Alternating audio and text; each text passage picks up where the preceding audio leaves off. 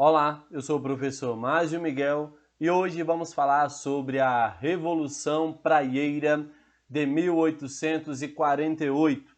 Para começarmos essa história, vamos fazer um resumo sobre a Revolução Praieira. Primeiro ponto é que nós temos aí, que ocorreu em Pernambuco. A data foi entre 1848 e 1850. Temos, nesse período, uma rixa política.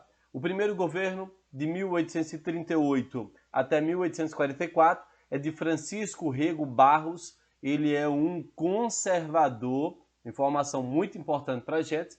E depois temos de 1844 até 1848 o Chichorro da Gama, que é um político liberal. O principal motivo da Revolução Praieira foi a nomeação de políticos conservadores pelo imperador. Então, você vai perceber que a Revolução Praieira vai ter um caráter político e que os líderes ou os liberais utilizavam um jornal chamado Diário Novo para difundir seus ideais. Temos também que em 1848 o movimento ganhou força e se formou uma revolta armada. Então, isso aqui é um ponto muito importante também. E temos, depois que os revoltosos tomaram Olinda e Recife, o movimento perdeu força devido à falta de apoio, até que, em 1850, o conflito encerrou-se. Vamos conhecer um pouco melhor essa história. Seguinte, em Pernambuco, nós tínhamos duas famílias muito poderosas que elas dominavam as questões políticas e econômicas da nossa terra.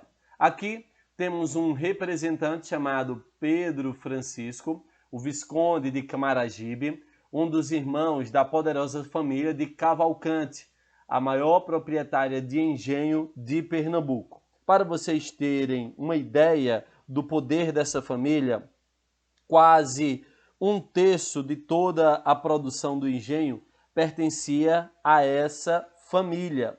Eles controlavam todo o fator.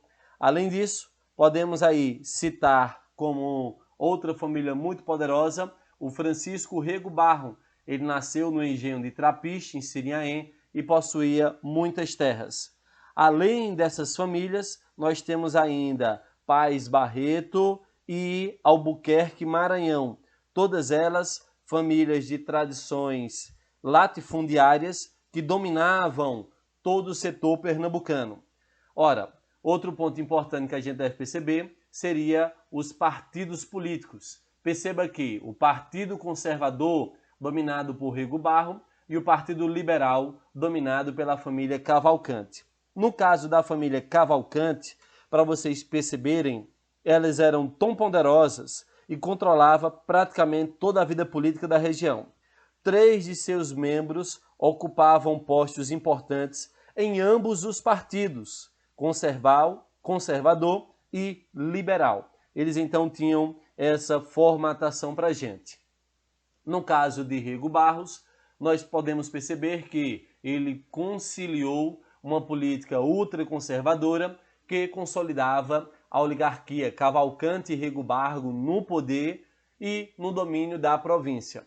Ele foi o governador, ou na época chamado de presidente de Pernambuco, de 1838 até 1844.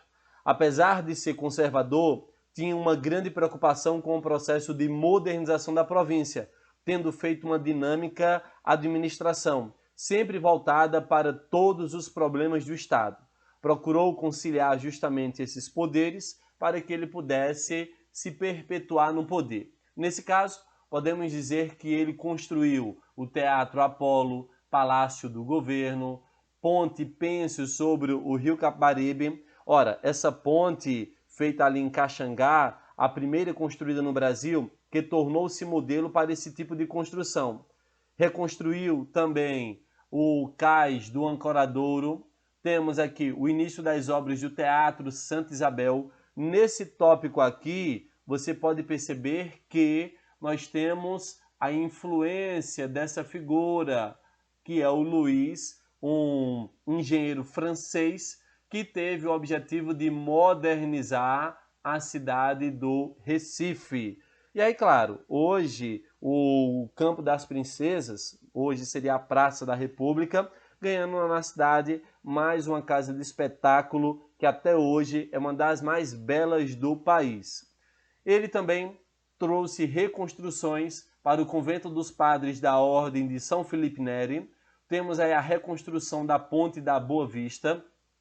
Ele, o Francisco Rego Barro, ainda trouxe obras feito abertura de ruas e estradas. Nesse quesito, nós podemos pontuar que a construção de estradas que cortava a área açucareira, passando próximo aos engenhos em direção ao Porto do Recife, que iriam valorizar as propriedades açucareiras situadas no interior e que não tinham acesso fácil aos pequenos portos. Temos ainda a parte de serviço de abastecimento de água do Beberibe para o Recife. Aqui estamos falando sobre obras de encanamento de água potável da capital pernambucana, colocando sob a guarda da Companhia de Beberibe, que durante décadas foi a fornecedora de água para a capital pernambucana. E temos aqui o apoio ao ensino público e à cultura. Outro ponto importante que ele realizou foi incentivo à criação da Associação Comercial de Pernambuco, que nós iremos observar que o comércio era um ponto-chave da nossa economia. Bom, aqui você pode perceber então essa elite açucareira no poder. Controlando o comércio estavam os portugueses. Outro ponto muito importante, os portugueses eram chamados de marinheiro, eles monopolizavam todo esse setor e não empregavam os trabalhadores brasileiros. Olha aqui, ó, um ponto muito importante que você deve perceber. Então perceba, a política dominada pelos senhores de engenhos, a economia dominada pelos portugueses, isso então fez com que os brasileiros ficassem à mercê.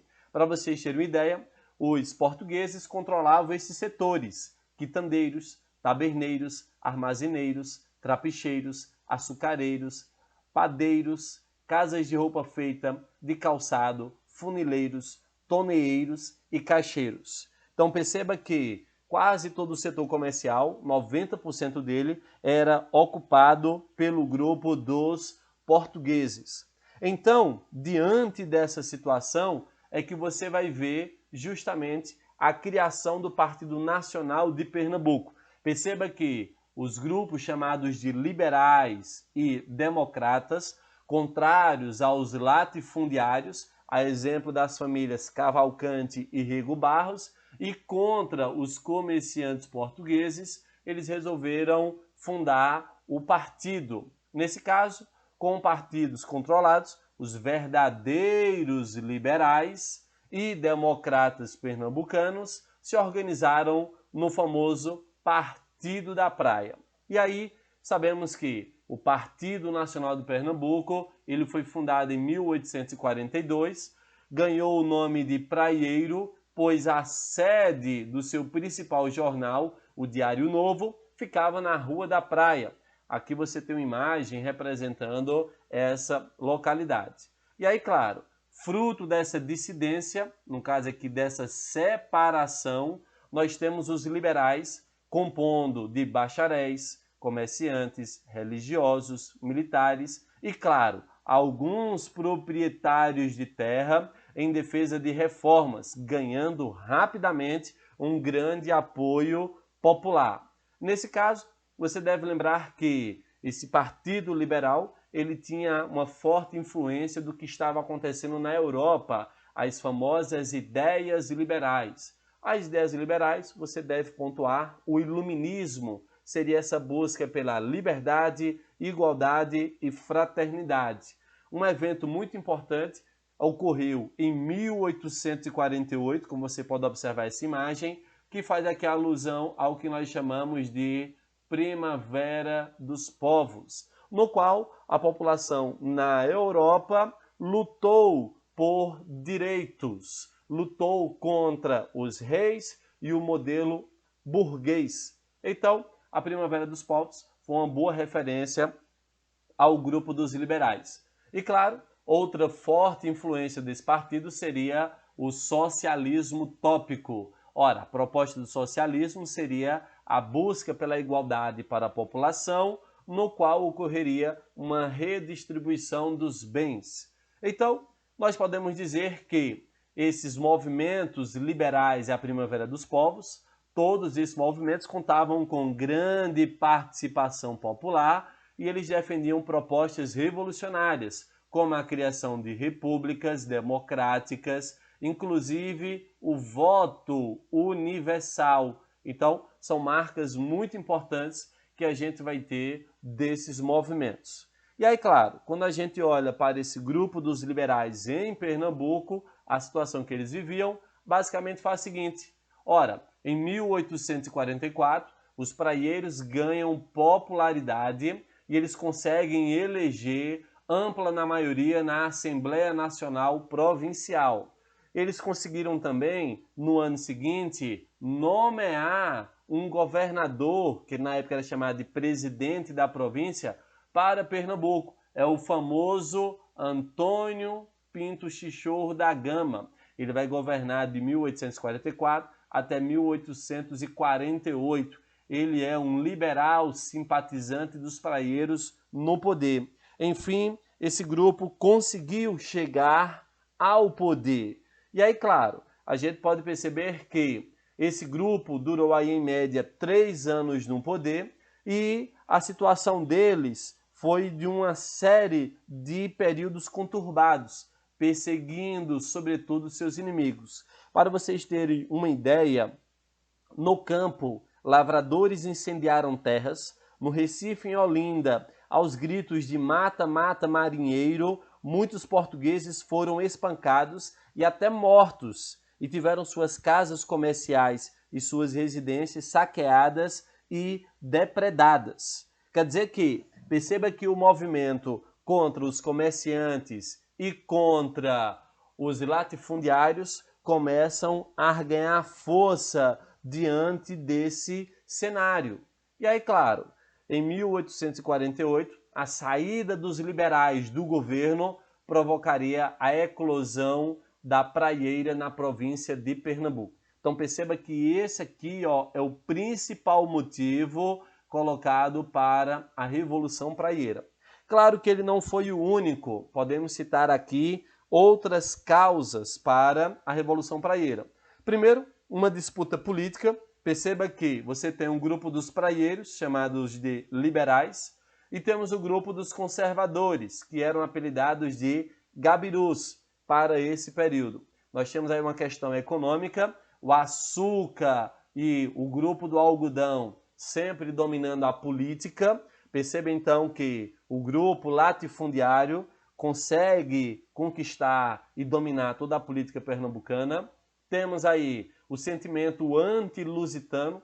Sabemos que os portugueses controlavam o comércio e não davam emprego aos brasileiros. Então, sabemos que na fase de Chichorro da Gama, os portugueses foram atacados. No caso aí eu coloquei para você relembrar a ideia de que eles foram espancados e alguns mortos. E podemos citar também a concentração de terra, concentração fundiária, e claro, os lavradores invadindo as terras desses senhores. Pois então, diante disso, o início da Revolução Praieira vai se dar pela nomeação de políticos conservadores pelo imperador. Aqui você tem o Antônio Pinto Chichorro da Gama e vai ser nomeada a figura de Herculano Ferreira Pena. Ora, o estopim da Revolução Praieira foi justamente a destituição por Dom Pedro II do governador pernambucano. O liberal Antônio Pinto Chichorro da Gama, simpatizante dos praieiros, foi substituído pelo conservador Herculano Ferreira Pena, que logo tratou de demitir os funcionários que tivessem algum vínculo com o Partido Liberal, o partido derrotado. Pois então, diante dessa situação, no dia 7 de novembro de 1848, os primeiros grupos armados de praieiros juntaram-se na localidade de Igaraçu e seguiram para Nazaré. Em seguida, esse movimento ele vai partir para Olinda, que logo se difundiu para toda a zona da mata, como você pode observar nesse mapa. Observa aqui, ó, as áreas atingidas. Você tem uma série de cidades que vai de Goiânia até Serinhaém, pega para o interior pontos como Flores e Floresta. Então, observe que esse movimento ele consegue atingir o interior pernambucano. De destaque, podemos citar o Manifesto ao Mundo de Borges da Fonseca. Em 1º de janeiro de 1849, os praieiros lançaram seu programa, um documento chamado Manifesto ao Mundo, supostamente escrito pelo jornalista praieiro Borges da Fonseca.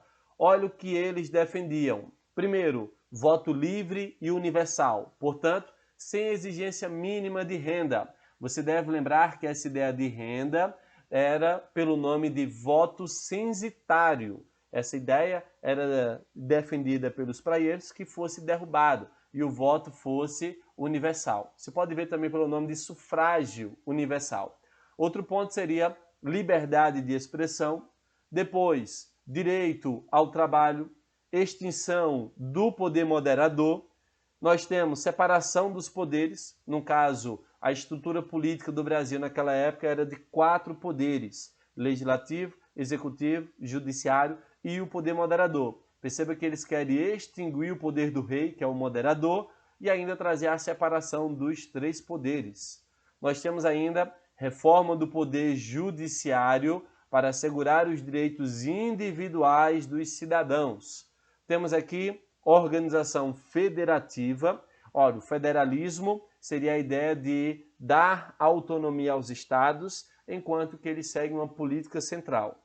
E temos também a nacionalização do comércio varejista. Você deve lembrar que os portugueses é que dominavam esse setor, então logo podemos pensar também na expulsão dos portugueses. Essa então seria o Manifesto ao Mundo, que tem mais coisas. Aqui eu trouxe para vocês os principais pontos colocados do Manifesto ao Mundo.